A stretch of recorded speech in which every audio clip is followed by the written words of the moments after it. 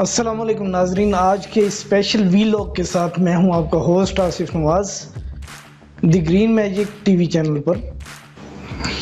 آج کا ہمارا ٹاپک ہے نہیں کرنی چاہیے تھی، اور یہ ٹاپک نہیں کرنی چاہیے تھی کیوں ہے اس پر ہم بات کرتے ہیں۔ پہلے میں آپ کو دکھانا چاہوں گا ایک چھوٹا سا کلپ، یہ دیکھیے پھر مزید بات کرتے ہیں۔ کیوں نہ ٹھہرے ہدف ناوک بیداد کے ہم آپ اٹھا لاتے ہیں جو تیر خطا ہوتا ہے۔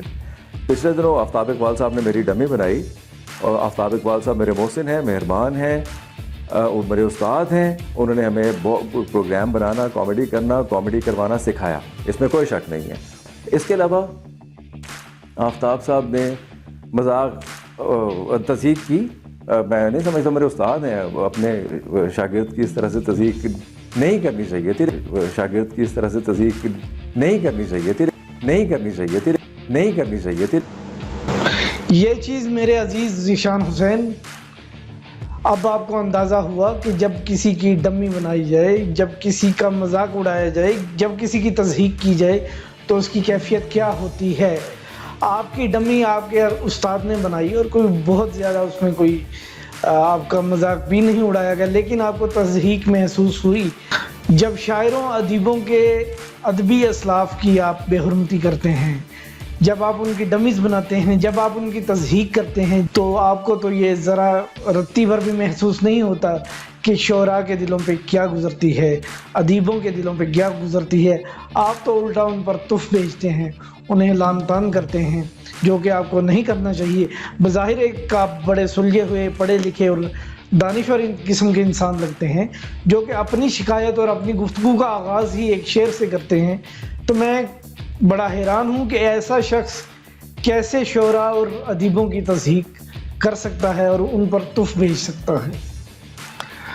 شاعر کیا ہیں، کیا سمجھتے ہیں آپ؟ یہ شہر اسلام آباد جہاں پہ آپ بیٹھتے ہیں، گھومتے ہیں، دندناتے پھرتے ہیں، اس کی ایک ایک گلی، ایک ایک شاہراہ جو ہے شاعروں اور ادیبوں کے نام سے منسوب ہے۔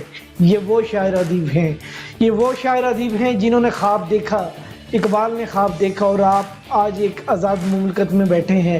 آپ کو تو آج صرف ایک ڈمی اور ایک چھوٹے سے مذاق کی تضحیک برداشت کرنا پڑ رہی ہے۔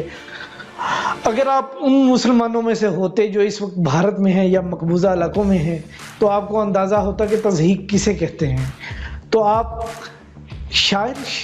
کا کوئی ذاتی تجربہ کسی شاعر سے ہو سکتا ہے، بچپن میں، لڑکپن میں یا جوانی میں، جس کی وجہ سے آپ کے لاشعور میں کوئی نفرت شعراء کے لیے یا ادیبوں کے لیے بیٹھ گئی ہو، لیکن آپ ایک مچھلی کے کسی عمل کی وجہ سے پورے سمندر کو برا نہیں کہہ سکتے یا اس پر تف نہیں بھیج سکتے۔ یہ شاعر تو اتنی بڑی ٹرم ہے، اتنی بڑی یہ کمیونٹی ہے، اس میں تو بہت سارے لوگ آ جائیں گے۔ آپ مذہب کی طرف آ جائیں تو مذہبی شاعری کرنے والے لوگ، جس میں صحابہ کرام اور اہل بیت بھی شامل ہیں، آپ انہیں کدھر لے کے جائیں گے؟ کیا آپ اپنے آپ سے نظریں ملا سکیں گے اس کے بعد، جب آپ کو پتہ چلے گا کہ بہت سارے صحابہ کرام اور اہل بیت نے بھی شاعری کی؟ میں درخواست کرتا ہوں پاکستان اکیڈمی ادبیات سے کہ وہ پیمرا کو مجبور کریں، پیمرا کو لیٹرز لکھیں، پیمرا کو مجبور کریں کہ کچھ نہ کچھ ایسا کوڈ آف کنڈکٹ بنایا جائے کہ ٹی وی چینلز کے اوپر شعراء اور ادیبوں کی جو ہے نا تضحیک کو روکا جائے، اور کچھ اس کے لیے لاہ عمل بنایا جائے کہ اگر ان کا ذکر بھی آئے، اگر ان کی بات بھی آئے، اگر کوئی مذاق کا پہلو بھی آئے، تو اس میں جو ان کا تقدس ہے، جو ان کا احترام ہے، وہ برقرار رہے۔ میں خراج تحسین پیش کرتا ہوں ان شاعر ادیب دوستوں کو جنہوں نے اس موضوع پر آواز اٹھائی اور اسے ایک تحریک کی شکل دی، اور لوگوں کو یہ باور کروایا کہ ٹی وی چینلز پر جس طریقے سے ہمارے اسلاف کی، ہمارے ادبی اسلاف کی شاعروں ادیبوں کی تضحیک کی جا رہی ہے، اور ان کا ایک امیج جو بیچار گانا سا امیج پیش کیا جا رہا ہے، ہم وہ نہیں ہیں۔ ہم اصل میں بہت پریکٹیکل اور کام کرنے والے لوگ ہیں، ہم معاشرے کو بہتری کی طرف لے جانے والے لوگ ہیں، ہم بہتری کا سوچنے والے لوگ ہیں، اور ہم ہی لوگوں کی سوچ کی بنیاد پر معاشرے میں بہتری آتی ہے، ہم ہی معاشرے میں بہتری لا سکتے ہیں، اور لوگوں کی سوچ تبدیل کرنے میں، لوگوں کی سوچ کو مثبت بنانے میں ہمارا ایک اہم رول ہوتا ہے۔ شروع سے رہا، ابھی بھی ہے، اور آئندہ بھی رہے گا۔ دیکھتا ہوں رائے گاں جب کاوشیں اسلاف کی، میرے اندر چیختی ہے خاموشی اطراف کی. کچھ عرصہ پہلے ہوا یوں کہ ساحر لودھی کا ایک پروگرام دیکھنے کو ملا جس میں ساحر لودھی نے یہ کہا کہ یہ شعراء کرام یہ ایسی شباہت کے غالباً مالک ہوتے ہیں کہ اگر میں ان کے سامنے بیٹھوں تو میری تو ہنسی چھوٹ جائے. تو ساحر لودھی جن گانوں پہ جن گیتوں پہ آپ ٹھمکے لگاتے پھرتے ہیں ایک طوائف کی طرح، وہ گیت بھی کسی نہ کسی شاعر کے لکھے ہوتے ہیں. یہ شاعر ہی کو اللہ تعالیٰ نے استطاعت اور قوت دی ہے کہ وہ دھن پر بحر میں یا وزن میں لکھ سکتا ہے. ایک شاعر ہی آپ کو بتا سکتا ہے کہ یہ جو گیت ہے مجھے تیری محبت کا سہارا مل گیا ہوتا، اس کی دھن میں آپ اس مصرع کو بھی گا سکتے ہیں، ہزاروں خواہشیں ایسی کہ ہر خواہش پہ دم نکلے. یہ آپ کو غیر شاعر نہیں بتا سکتا. تو خدا را اپنے پیشے کا ہی احترام کیجئے اور گیت لکھنے والے شعراء کا احترام کیجئے. آپ نے کہا کہ میں شعراء کے سامنے بیٹھوں تو میری ہنسی چھوٹ جائے. خدا را کسی دن تشریف لائیے، ہمارے سامنے بیٹھیے، پھر دیکھتے ہیں کہ آپ کی ہنسی چھوٹتی ہے یا آپ کی گردن کا سریا ڈھیلا ہوتا ہے. پروگرام کا اختتام ڈاکٹر وحید احمد صاحب کی ایک نظم سے کرتے ہیں.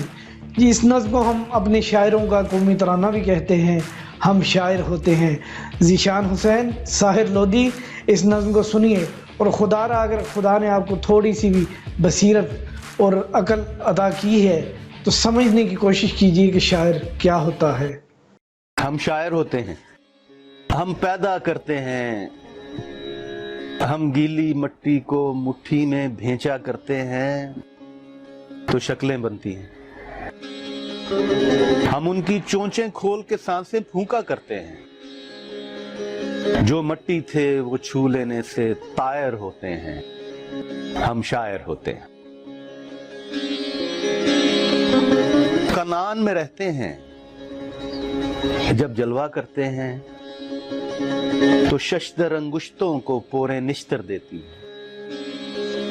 پھر خون ٹپکتا ہے جو سرد نہیں ہوتا، ایک سہما سا سکتا ہوتا ہے، درد نہیں ہوتا. یونان کے ڈاکو ہیں، ہم دیوتاؤں کے محل میں نقب لگایا کرتے ہیں. ہم آسمان کا نیلا شہ دروازہ توڑتے ہیں، ہم آگ چراتے ہیں تو اس دنیا کی یخ چوٹی سے برف پگھلتی ہے. پھر جمے ہوئے سینے ہلتے ہیں، سانس ہمکتی ہے اور شریانوں کے منہ کھلتے ہیں، خون دھڑکتا ہے. جیون رامائن میں جب راون استبدادی کاروبار چلاتا ہے ہم سیتا لکھتے ہیں. جب رتھ کے پہیے جسموں کے خاشاک کچلتے ہیں تو گیتا لکھتے ہیں. جب ہونٹوں کے سہمے کپڑوں پر بخیا ہوتا ہے ہم بولا کرتے ہیں، اور جب منڈی سے ایک ایک ترازو غائب ہوتا ہے تو جیون کو میزان پہ رکھ کر تولا کرتے ہیں. مزدوری کرتے ہیں، ہم لفظوں کے جنگل سے لکڑی کاٹا کرتے ہیں. ہم ار کشی کے ماہر ہیں، انبار لگاتے ہیں، پھر رندہ پھیرتے ہیں، پھر برما دیتے ہیں، پھر بد ملاتے ہیں، پھر چول بٹھاتے ہیں. ہم تھوڑے تھوڑے ہیں، اس بھری بھرائی دنیا میں ہم کم کم ہوتے ہیں. جب شہر میں جنگل در آئے اور اس کا چلن جنگلائے تو ہم غار سے آتے ہیں. جب جنگل شہر کی زد میں ہو اور اس کا سکون شہرائے تو برگد سے نکلتے ہیں. ہم تھوڑے تھوڑے ہیں، ہم کم کم ہوتے ہیں.